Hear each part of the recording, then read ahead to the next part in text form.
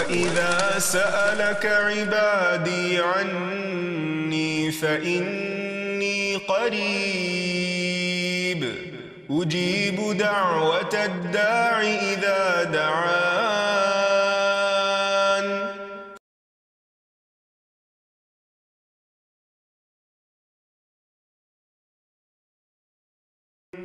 نحمده ونصلي على رسوله الكريم اما بعد فاعوذ بالله من الشيطان الرجيم بسم الله الرحمن الرحيم رب اشرح لي صدري ويسر لي امري واحلل عقدة من لساني يفقهوا قولي.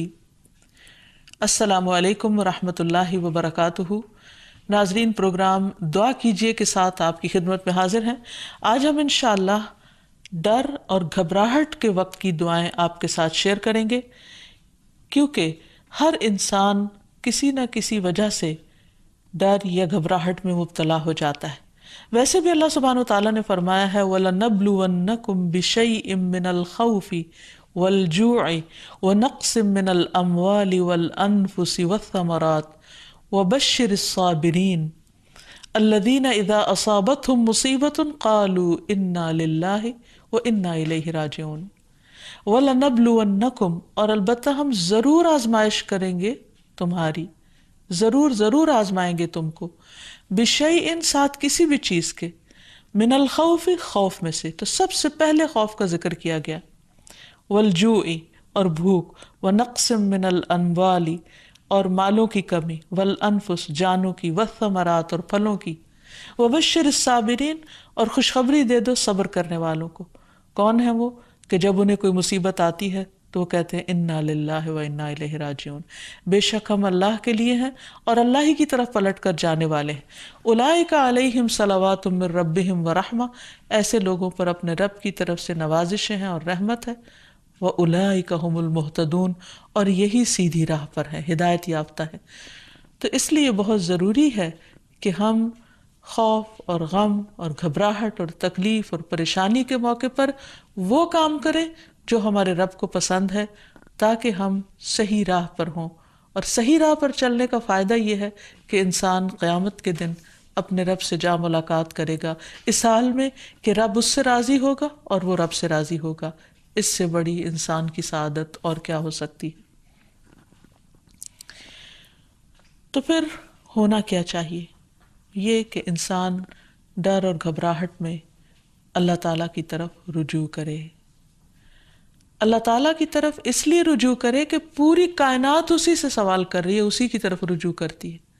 قرآن مجید میں آتا ہے یسألہ من فی السماوات والارض، اسی کے آگے ہاتھ پھیلائے ہوئے ہیں، اسی سے سوال کرتے ہیں وہ سب جو آسمانوں میں اور جو زمین میں ہے. یعنی ساری مخلوق اپنے رب کی طرف رجوع کرتی ہے ہر ضرورت میں. جیسے ایک موقع پر ایک حضرت سلیمان علیہ السلام نے ایک چیونٹی کو دیکھا کہ وہ ہاتھ اٹھائے آسمان کی طرف دعا کر رہی تھی بارش کے لیے. تو ساری مخلوق اپنی ضرورت اپنے رب سے ہی مانگتی ہے. تو انسان کو بھی چاہیے کہ وہ غیروں کی طرف نظر اٹھا کے نہ دیکھے، صرف اپنے رب کی طرف نظر اٹھائے اور اسی سے مانگے اور اسی سے فریاد کرے. لیکن یہ یاد رکھے کہ جب رب سے مانگنے کے لیے جائے تو ادب اور احترام کا تقاضا یہ ہے کہ پہلے رب کی تعریف بیان کرے اور پھر نبی صلی اللہ علیہ وسلم پر درود بھیجے. تو اس سلسلے میں اللہ سبحانہ وتعالیٰ کی تعریف کے کچھ اور کلمات ہیں جو آج آپ سے شیئر کریں گے. ابو امامہ کہتے ہیں کہ نبی صلی اللہ علیہ وسلم نے فرمایا، کیا میں تمہیں شب و روز کے مسلسل ذکر سے افضل ذکر نہ بتاؤں؟ تم کہا کرو سبحان اللہ عدد ما خلق، سبحان اللہ ملء ما خلق، سبحان اللہ عدد ما فی الارض والسماء، سبحان اللہ ملء ما فی السماء والارض، سبحان اللہ ملء ما خلق، سبحان اللہ عدد ما احصا کتابہ، وسبحان اللہ ملء کل شیء. میں اللہ کی پاکیزگی بیان کرتا ہوں اس کی مخلوق کی گنتی کے برابر. میں اللہ کی پاکیزگی بیان کرتا ہوں جس سے اس کی مخلوقات بھر جائیں. میں اللہ کی پاکیزگی بیان کرتا ہوں ان چیزوں کی گنتی کے برابر جو زمین و آسمان میں ہیں. میں اللہ کی اتنی پاکیزگی بیان کرتا ہوں جس سے وہ چیزیں بھر جائیں جو آسمان و زمین میں ہیں. میں اللہ کی پاکیزگی بیان کرتا ہوں جس سے اس کی مخلوقات بھر جائیں. میں اللہ کی پاکیزگی بیان کرتا ہوں ان چیزوں کی گنتی کے برابر جن کو اس نے اپنی کتاب میں شمار کیا. اور میں اللہ کی اتنی پاکیزگی بیان کرتا ہوں جس سے ہر چیز بھر جائے. پھر تم اسی طرح الحمدللہ کہو، یعنی جہاں سبحان اللہ کہا ہے اسی طرح الحمدللہ کہ میں اللہ کی اتنی تعریف بیان کرتا ہوں. تو انسان اللہ سبحانہ و تعالیٰ کی تعریف بیان کرتے ہوئے تھکے نہیں. اس تسبیح سے بھی انسان کی بہت سی مشکلات خود بخود حل ہو جائیں گی. اور پھر نبی صلی اللہ علیہ وسلم پر درود شریف پڑھے اور پھر اللہ تعالیٰ سے دعا کرے. کیونکہ حضرت انس سے روایت ہے، کہتے ہیں کہ میں نے رسول اللہ صلی اللہ علیہ وسلم کو فرماتے ہوئے سنا کہ اللہ تعالیٰ نے فرمایا، اے ابن آدم، تو جب تک مجھے پکارتا رہے گا اور مجھ سے امید رکھے گا میں تجھے معاف کرتا رہوں گا جو بھی تجھ سے ہوتا رہا، اور مجھے اس کی کوئی پرواہ نہیں. یعنی بڑے سے بڑا گناہ معاف کرنا اللہ سبحانہ تعالیٰ کے لیے کچھ بھی مشکل نہیں. تو بہرحال جب انسان پر کوئی آزمائش آئے اور خصوصاً ڈر، خوف اور گھبراہٹ کا وقت ہو تو پھر انسان اللہ سبحانہ تعالیٰ کی طرف رجوع کرے. سب سے پہلے انسان اس کی تحقیق کرے کہ ڈرنے کی وجہ کیا ہے، اس کو انالائز کرے. بعض اوقات صرف شیطان انسان کو ڈراتا ہے اور خوف دلاتا رہتا ہے، جبکہ خوف کی کوئی حقیقی وجہ نہیں ہوتی. اور پھر جب شیطانی وسوسے بار بار انسان پر حملہ آور ہو تو اس وقت انسان صرف اللہ کو کافی سمجھے، اللہ پر بھروسہ کرے، کیونکہ اسی پر توکل کرنا چاہیے توکل کرنے والوں کو، کیونکہ ہر مسئلے کا حل اسی کے ہاتھ میں ہے. پھر یہ کہ انسان صرف اللہ سے ڈرے. جو شخص اللہ سے ڈرتا ہے وہ کسی اور سے نہیں ڈرتا. دوسرے سارے ڈر ختم ہو سکتے ہیں اگر انسان کے دل میں سب سے زیادہ اللہ کا ڈر ہو. پھر اسی طرح اللہ تعالیٰ کا ساتھ محسوس کرے، کیونکہ اللہ سبحانہ وتعالیٰ اپنے بندے کو تنہا نہیں چھوڑتا. نبی صلی اللہ علیہ وسلم جب ہجرت کر کے مدینہ تشریف لے جا رہے تھے اور راستے میں غار ثور میں آپ نے پناہ لی تو اس وقت آپ صلی اللہ علیہ وسلم نے حضرت ابوبکر کو یہ کہہ کر تسلی دلائی کہ لا تحزن ان اللہ معنا، غم نہ کرو، یعنی ڈرو مت، اللہ ہمارے ساتھ ہے. تو جب انسان یہ سوچ لیتا ہے کہ اللہ ہمارے ساتھ ہے تو خود بخود وہ مطمئن ہو جاتا ہے کہ مجھے اگر اللہ کی مدد حاصل ہوگی تو کوئی میرا بال بھی بیکا نہیں کر سکتا.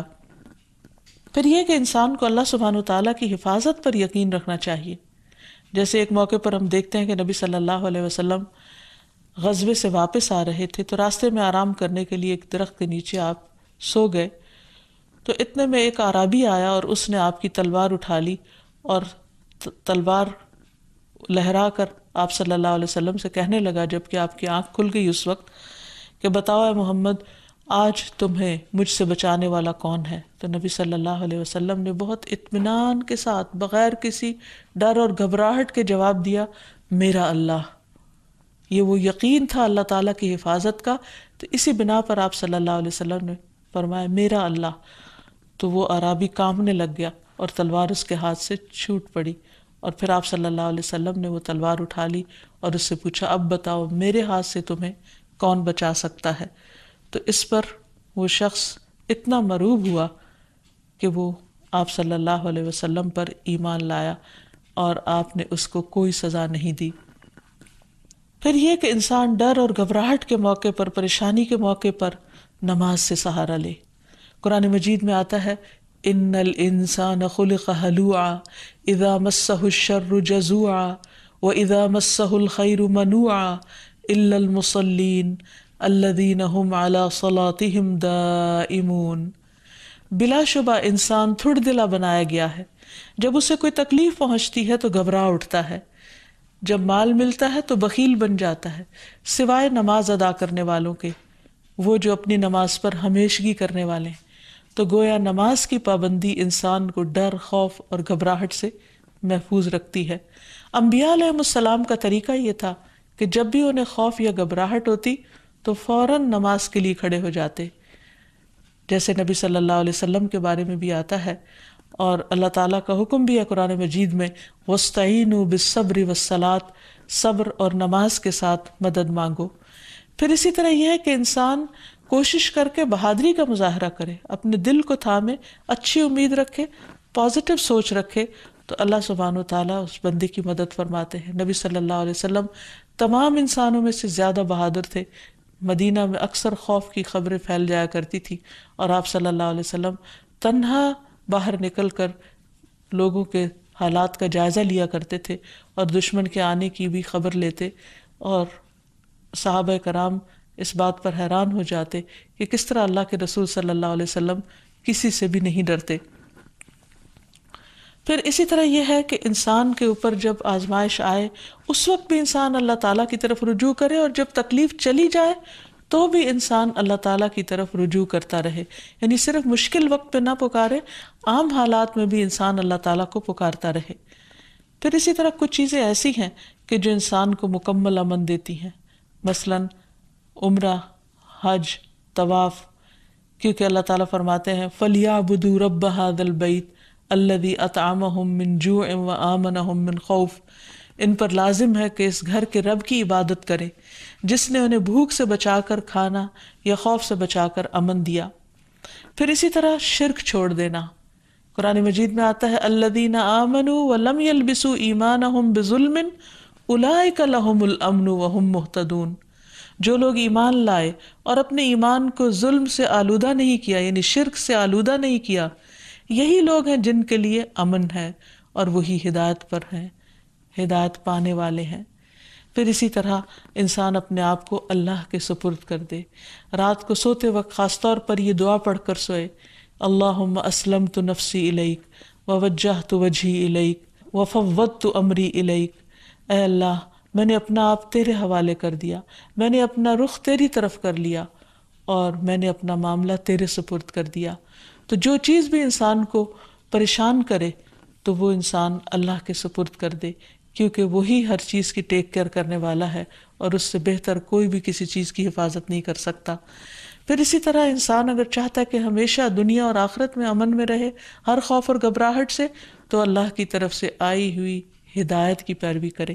آدم علیہ السلام کو اور حضرت حوا کو جب دنیا میں اتارا گیا تھا تو اس وقت اللہ سبحانہ وتعالیٰ نے انسانوں کو بتا دیا تھا اور وعدہ فرمایا تھا قُلْنَا اهْبِطُوا مِنْهَا جَمِيعًا فَإِمَّا يَأْتِيَنَّكُم مِّنِّي هُدًى فَمَن تَبِعَ هُدَايَ فَلَا خَوْفٌ عَلَيْهِمْ وَلَا هُمْ يَحْزَنُونَ، ہم نے کہا سب کے سب اس سے اتر جاؤ، پھر اگر کبھی تمہارے پاس میری طرف سے واقعی کوئی ہدایت آ جائے تو جو میری ہدایت کی پیروی کرے گا اس پر نہ کوئی خوف ہے اور نہ وہ غمگین ہوں گے۔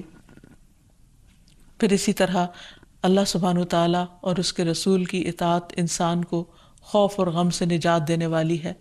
اللہ تعالیٰ فرماتے ہیں یا بنی آدم اما یأتینکم رسل منکم یقصون علیکم آیاتی فمن اتقی واصلح فلا خوف علیہم ولا هم یحزنون، اے آدم کی اولاد، اگر کبھی تمہارے پاس واقعی تم میں سے کچھ رسول آئیں جو تمہارے سامنے میری آیات بیان کریں، تو جو شخص ڈر گیا اور اس نے اصلاح کر لی تو ایسے لوگوں کے لیے نہ کوئی خوف ہوگا اور نہ وہ غمزدہ ہوں گے۔ پھر اسی طرح دین پر استقامت اختیار کرنا انسان کو خوف سے نجات دیتا ہے۔ فرمایا ان الذين قالوا ربنا الله ثم استقاموا فلا خوف عليهم ولا هم يحزنون، یقیناً وہ لوگ جنہوں نے کہا اللہ ہمارا رب ہے اور اس پر پھر جم گئے، ان پر نہ کوئی خوف ہوگا اور نہ وہ غمگین ہوں گے۔ پھر اسی طرح انسان اپنے فرائض کی ادائیگی کرتا رہے، اور اگر فرائض ادا کرتا رہے گا تو اس پر کوئی خوف اور غم نہ ہوگا۔ اللہ تعالیٰ فرماتے ہیں ان الذین آمنوا وعملوا الصالحات واقاموا الصلاة وآتوا الزکاة لہم اجرہم عند ربہم ولا خوف علیہم ولا ہم یحزنون، بے شک جو لوگ ایمان لائے اور انہوں نے اچھے کام کیے، نماز قائم کرتے رہے اور زکوٰۃ ادا کرتے رہے، ان کا اجر ان کے پروردگار کے پاس ہے، انہیں نہ کوئی خوف ہوگا اور نہ وہ غمگین ہوں گے۔ اسی طرح صدقہ بھی انسان کو خوف اور غم سے نجات دیتا ہے۔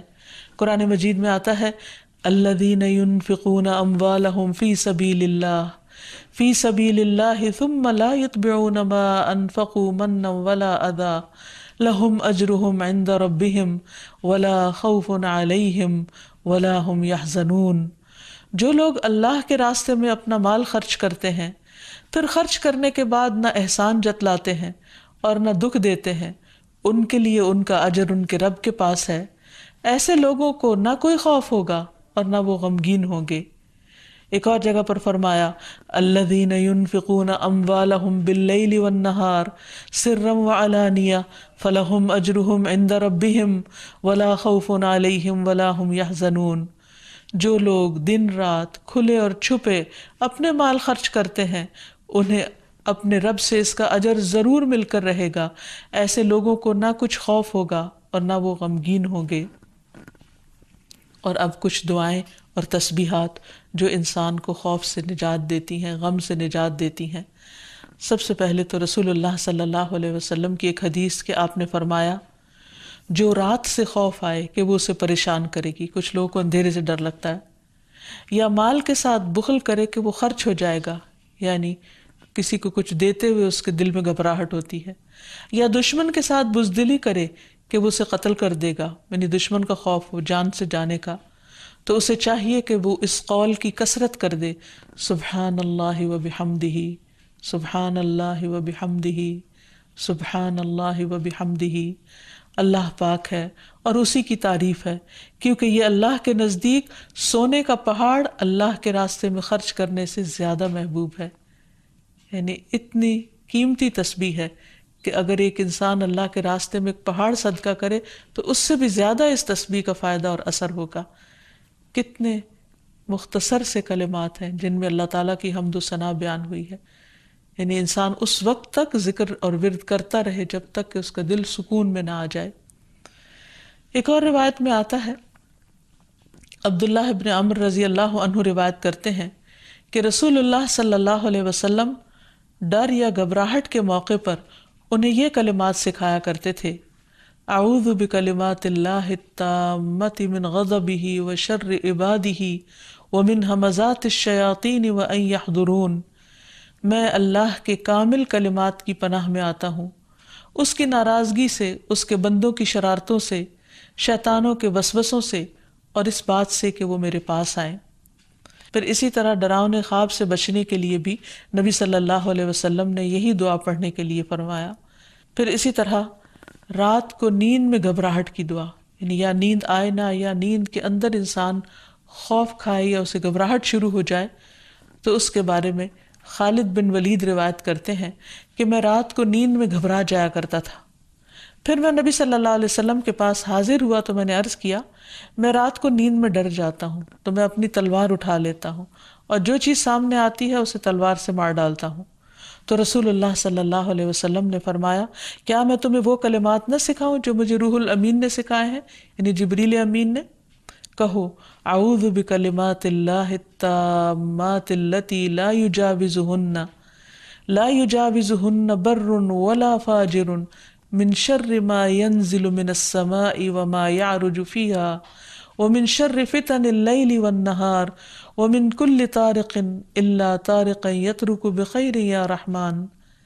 میں اللہ کے تمام کلمات کے ذریعے پناہ مانگتا ہوں جن سے آگے نہ کوئی نیک اور نہ کوئی فاجر بڑھ سکتا ہے، ان تمام چیزوں کے شر سے جو آسمان سے اترتی ہیں اور جو آسمان کی طرف چڑھتی ہیں، اور رات اور دن کے فتنوں کے شر سے، اور رات کو ہر آنے والے کے شر سے، سوائے اس کے جو خیر کے ساتھ آئے، اے نہایت رحم کرنے والے۔ پھر اسی طرح انسان کو صبح و شام عافیت کی دعا بھی پڑھنی چاہیے۔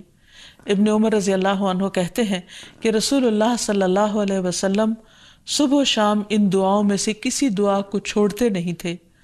اللہم انی اسألک العافیۃ فی الدنیا والآخرہ، اللہم انی اسألک العفو والعافیۃ فی دینی و دنیای و اہلی و مالی اللہم استر عوراتی و آمر روعاتی اللہم احفظنی من بین یدی و من خلفی و عن یمینی و عن شمالی ومن فوقی واعوذ بعظمتک ان اغتال من تحتی۔ اے اللہ میں دنیا اور آخرت میں تجھ سے عافیت کا سوال کرتا ہوں۔ اے اللہ میں تجھ سے اپنی دنیا اور دین، اپنے اہل خانہ اور مال کے متعلق درگزر اور عافیت کا سوال کرتا ہوں۔ اے اللہ میرے عیوب پر پردہ ڈال دے اور خوف سے مجھے امن عطا کر دے۔ اے اللہ آگے پیچھے دائیں بائیں اور اوپر کی جانب سے میری حفاظت فرما، اور میں تیری عظمت سے تیری پناہ میں آتا ہوں کہ مجھے نیچے سے اچک لیا جائے، یعنی زمین میں دھنسنے سے۔ تو یہ وہ خوبصورت دعائیں ہیں نبی صلی اللہ علیہ وسلم کی سکھائی ہوئی کہ جن کو پڑھنے سے انسان ہر طرح کے خوف، غم اور گھبراہٹ سے آزاد ہو سکتا ہے۔ اللہ تعالی ہمیں توفیق دے کہ ہم ان دعاؤں کو پڑھ سکیں اور ہر حال میں اپنے رب ہی کو پکاریں تاکہ وہ ہماری طرف رحمتوں کے ساتھ متوجہ ہو۔ وآخر دعوانا ان الحمد للہ رب العالمین۔ السلام علیکم ورحمۃ اللہ وبرکاتہ۔ لم أكن بدعائك رب شقيا